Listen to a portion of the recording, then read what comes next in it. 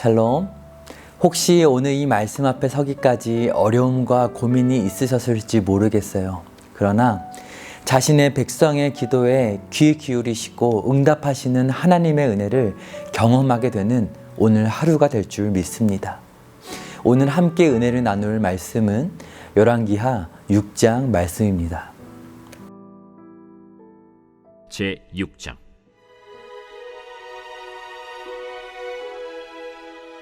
선지자의 제자들이 엘리사에게 이르되, 보소서, 우리가 당신과 함께 거주하는 이곳이 우리에게는 좁으니 우리가 요단으로 가서 거기서 각각 한 제목을 가져다가 그곳에 우리가 거주할 처소를 세우사이다. 가라. 청하건대 당신도 종들과 함께 하소서. 내가 가리라. 하고 드디어 그들과 함께 가니라. 무리가 요단에 이르러 나무를 베더니 한 사람이 나무를 벨 때 쇠도끼가 물에 떨어진지라. 내 주여, 이는 빌려온 것이니이다. 어디 빠졌느냐? 함에 그곳을 보이는지라. 엘리사가 나뭇가지를 베어 물에 던져 쇠도끼를 떠오르게 하고 이르되, 너는 그것을 집으라. 하니 그 사람이 손을 내밀어 그것을 집으니라.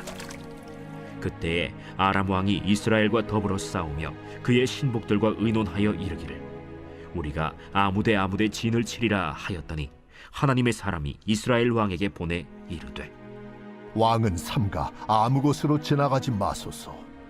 아람 사람이 그곳으로 나오나이다. 이스라엘 왕이 하나님의 사람이 자기에게 말하여 경계한 곳으로 사람을 보내 방비하기가 한두 번이 아닌지라. 이러므로 아람 왕의 마음이 불안하여 그 신복들을 불러 이르되, 우리 중에 누가 이스라엘 왕과 내통하는 것을 내게 말하지 아니하느냐? 우리 주 왕이여, 아니로소이다. 오직 이스라엘 선지자 엘리사가 왕이 침실에서 하신 말씀을 이스라엘의 왕에게 고하나이다. 너희는 가서 엘리사가 어디 있나 보라. 내가 사람을 보내어 그를 쳐버리라. 보라, 그가 도단에 있도다 하나이다. 왕이 이에 말과 병거와 많은 군사를 보내매 그들이 밤에 가서 그 성읍을 에워쌌더라. 하나님의 사람의 사환이 일찍이 일어나서 나가보니 군사와 말과 병거가 성읍을 에워쌌는지라. 그의 사환이 엘리사에게 말하되, 내 주여, 우리가 어찌하리이까? 두려워하지 말라. 우리와 함께 한 자가 그들과 함께 한 자보다 많으니라. 기도하여 이르되, 여호와여, 원하건대 그의 눈을 열어서 보게 하옵소서. 여호와께서 그 청년의 눈을 여심해 그가 보니 불말과 불병거가 산에 가득하여 엘리사를 둘렀더라. 아람 사람이 엘리사에게 내려오매 엘리사가 여호와께 기도하여 이르되, 원하건대 저 무리의 눈을 어둡게 하옵소서. 하매 엘리사의 말대로 그들의 눈을 어둡게 하신지라. 엘리사가 그들에게 이르되, 이는 그 길이 아니요 이는 그 성읍도 아니니 나를 따라오라. 내가 너희를 인도하여 너희가 찾는 사람에게로 나아가리라. 하고 그들을 인도하여 사마리아에 이르니라. 사마리아에 들어갈 때 엘리사가 이르되, 여호와여, 이 무리의 눈을 열어서 보게 하옵소서. 여호와께서 그들의 눈을 여심해 그들이 보니 자기들이 사마리아 가운데에 있더라. 이스라엘 왕이 그들을 보고 엘리사에게 이르되, 내 아버지여, 내가 치리까? 내가 치리까? 치지 마소서. 칼과 활로 사로잡은 자인들 어찌 치리이까? 떡과 물을 그들 앞에 두어 먹고 마시게 하고 그들의 주인에게로 돌려보내소서. 왕이 위하여 음식을 많이 베풀고 그들이 먹고 마심에 놓아보내니 그들이 그들의 주인에게로 돌아가니라. 이로부터 아람 군사의 부대가 다시는 이스라엘 땅에 들어오지 못하니라. 이후에 아람 왕 벤하닷이 그의 온 군대를 모아 올라와서 사마리아를 에워싸니 아람 사람이 사마리아를 에워싸므로 성중이 크게 줄여서 나귀 머리 하나에 은 80세겔이요 비둘기 똥 4분의 1갑에 은 5세겔이라 하니, 이스라엘 왕이 성 위로 지나갈 때에 한 여인이 외쳐 이르되, 나의 주 왕이여, 도우소서. 여호와께서 너를 돕지 아니하시면 내가 무엇으로 너를 도우랴? 타작마당으로 말미암아 하겠느냐? 포도주 틀로 말미암아 하겠느냐? 무슨 일이냐? 이 여인이 내게 이르기를 내 아들을 내놓아라. 우리가 오늘 먹고 내일은 내 아들을 먹자 하매 우리가 드디어 내 아들을 삶아 먹었더니 이튿날에 내가 그 여인에게 이르되 내 아들을 내놓아라. 우리가 먹으리라 하나 그가 그의 아들을 숨겼나이다. 왕이 그 여인의 말을 듣고 자기 옷을 찢으니라. 그가 성 위로 지나갈 때 백성이 본즉 그의 속살에 굵은 배를 입었더라. 사밧의 아들 엘리사의 머리가 오늘 그 몸에 붙어 있으면 하나님이 내게 벌 위에 벌을 내리실지로다. 그때 엘리사가 그의 집에 앉아 있고 장로들이 그와 함께 앉아 있는데 왕이 자기 처소에서 사람을 보냈더니 그 사자가 이르기 전에 엘리사가 장로들에게 이르되 너희는 이 살인한 자의 아들이 내 머리를 베려고 사람을 보내는 것을 보느냐? 너희는 보다가 사자가 오거든 문을 닫고 문 안에 들이지 말라. 그의 주인의 발소리가 그의 뒤에서 나지 아니하느냐? 하고 무리와 말을 할 때 그 사자가 그에게 이르니라. 왕이 이르되 이 재앙이 여호와께로부터 나왔으니 어찌 더 여호와를 기다리리요? 지난 시간에 아람 나라 장군 나아만을 고쳐주었던 엘리사는 오늘도 놀라운 기적을 행하는데요. 함께 말씀 속으로 들어가 볼까요? 한 나라의 장군이라는 위대한 사람에게 기적을 행했던 엘리사가 오늘은 어떤 일을 겪게 될까요? 말씀을 보니 엘리사에게 선지자 훈련을 받던 제자들에게 안 좋은 일이 생긴 것 같은데요. 1절부터 2절의 말씀을 보세요. 선지자의 제자들이 엘리사에게 이르되 보소서 우리가 당신과 함께 거주하는 이곳이 우리에게는 좁으니 우리가 요단으로 가서 거기서 각각 한 제목을 가져다가 그곳에 우리가 거주할 처소를 세우사이다 하니 엘리사가 이르되 가라 하는지라. 당시에 선지자 학교는 길갈, 베델, 여리고에 있었는데요. 제자들이 머물던 숙소가 좁아지자 제자들은 이 상황을 해결하기 위해서 요단 강가에 가서 나무를 베고 숙소를 만들자는 제안을 하게 됐어요.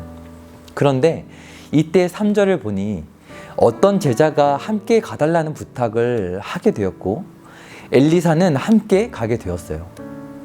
그런데 이때 문제가 생겼어요. 어느 한 제자가 열심히 나무를 베다가 쇠도끼를 강물에 빠뜨려 버렸지 뭐예요. 그 착한 제자는 말했어요. 아, 선생님, 이것은 제가 빌려온 것인데 어떻게 하면 좋을까요? 여러분, 상황이 조금 웃기지 않으신가요?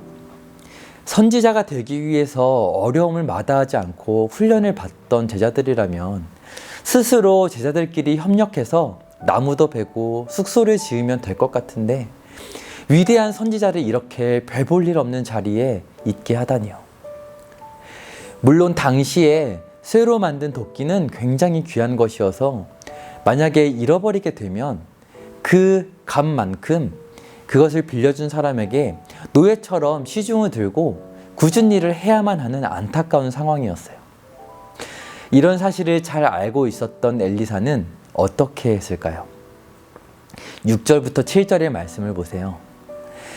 하나님의 사람이 이르되 어디 빠졌느냐 하매 그곳을 보이는지라. 엘리사가 나뭇가지를 베어 물에 던져 쇠도끼를 떠오르게 하고 이르되 너는 그것을 집으라 하니 그 사람이 손을 내밀어 그것을 집으니라. 아멘. 엘리사는 도끼가 빠진 곳에 나뭇가지를 던졌고 놀라운 일이 일어났어요. 가벼운 나뭇가지가 물에 뜨는 것은 당연한데 놀랍게도 무거운 쇠도끼가 나뭇가지 옆에 떠오르게 된 것이죠. 죽었던 사람도 살렸던 엘리사였기에 이 정도쯤이야 별것 아닌 것처럼 보이지만 분명히 놀라운 기적이었어요. 그리고 이 일을 통해서 성경은 우리에게 보여주고 있어요. 엘리사는 아람이라는 무서운 나라와 이스라엘 사이에서 위대한 일을 해야 할 선지자였지만 이렇게 공경에 처한 보잘것없는 한 사람을 돕는 일도 중요하다는 것을 말이죠. 오늘 우리들은 하나님을 알고 사랑한다고 말하지만 혹시 중요한 일을 해야 한다고 말하면서 공경에 처한 한 사람을 외면하고 있진 않나요? 연말을 지나면서 어려운 이웃을 우리의 손과 물질로 도와주어서 하나님의 사랑을 베푸는 우리가 되길 바랍니다. 이런 상황 가운데 역시나 아람 왕은 이스라엘을 공격하려고 호시탐탐 노리고 있었어요. 8절 한번 보세요. 그때 아람 왕이 이스라엘과 더불어 싸우며 그의 신복들과 의논하여 이르기를 우리가 아무데 진을 치리라 하였더니, 그런데 그때 놀라운 일이 일어나게 돼요. 아람 왕은 분명히 어디로 가서 공격하자 하고 신복들과 은밀하게 나눈 대화였어요. 그런데 9절을 보니까 하나님의 사람 엘리사가 그것을 다 알고 이스라엘 왕에게 알려주고 있는 거예요. 너무 놀라운 일이죠. 이것은 한두 번이 아니었어요. 아람 왕의 마음은 굉장히 불안해지기 시작했어요. 분명히 우리 안에 간첩이 있는 것이 아니냐? 이렇게 말을 하자 한 신하가 대답했어요. 내 주 왕이여, 저희들이 한 일이 아닙니다. 이스라엘에는 엘리사라는 예언자가 있어서 왕께서 침실에서 하시는 말씀조차도 이스라엘 왕에게 전하는 줄로 압니다. 그러자 아람 왕은 엘리사를 잡으러 말과 병거와 많은 군사를 보내게 됩니다. 한 사람을 잡기 위해서 말과 병거와 많은 군사들을 보내다니 참 두려운 상황이지만 또 한편으로는 참 재밌는 상황이기도 한 것 같아요. 왜 그렇죠? 침실에서 말하는 것도 다 알 수 있는 엘리사가 과연 아람 군대가 쳐들어오는 것도 모를까요? 당연히 알 수 있을 거예요. 자, 그렇다면 과연 엘리사가 아람 군대를 어떻게 골탕 먹을까 궁금해지는데요. 그런데 놀랍게도 상황을 보니 뭔가 잘못 흘러가고 있는 것처럼 보여요. 15절의 말씀을 보실까요? 하나님의 사람의 사환이 일찍이 일어나서 나가보니 군사와 말과 병거가 성읍을 에워쌌는지라. 그의 사환이 엘리사에게 말하되 내 주여, 우리가 어찌하리이까 하니. 아멘. 엘리사가 실수한 것일까요? 깜빡 잠에 들어 도망가지 못한 것일까요? 엘리사의 사환은 성읍을 에워싼 수많은 군사들을 보고 두려움에 떨기 시작했어요. 그런데 엘리사는 대답해요. 두려워하지 말거라. 우리와 함께한 군사들이 훨씬 많단다.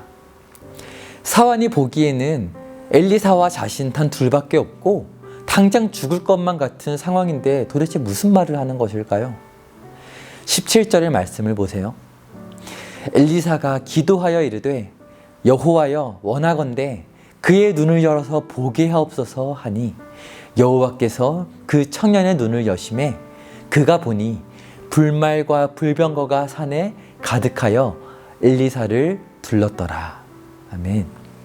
사랑하는 여러분, 이것이 바로 하나님의 사람과 하나님을 대적하는 사람의 싸움이 항상 하나님의 사람의 승리로 끝나는 이유예요. 눈에 보이기에 지는 것처럼 보일지라도 눈에 보이지 않는 하나님의 군대가 늘 하나님의 사람을 지키고 있다는 것을 믿으시길 바라요. 오늘 말씀을 보면서 어떠신가요? 엘리사가 이런 일도 하고 저런 일도 하면서 몸이 하나라도 부족할 것 같죠? 그런데 엘리사가 어떻게 이런 일을 할 수 있었을까요? 6절과 9절 그리고 10절과 15절을 보세요. 엘리사를 어떻게 부르고 있나요? 바로 하나님의 사람이에요. 엘리사는 엘리야처럼 이 땅에 오실 메시아, 예수님을 예표하는 역할을 하고 있는데요. 여기서 중요한 사실 한 가지가 있어요. 하나님을 사랑하고 그 계명을 따라 살아가려 하는 성도라면 무엇이든지 하나님께 구하면 응답하여 주신다는 놀라운 사실이에요. 그래서 예수님은 이렇게 요한복음 14장에 말씀하셨어요. 내 이름으로 무엇이든지 내게 구하면 내가 행하리라. 너희가 나를 사랑하면 나의 계명을 지키리라. 아멘.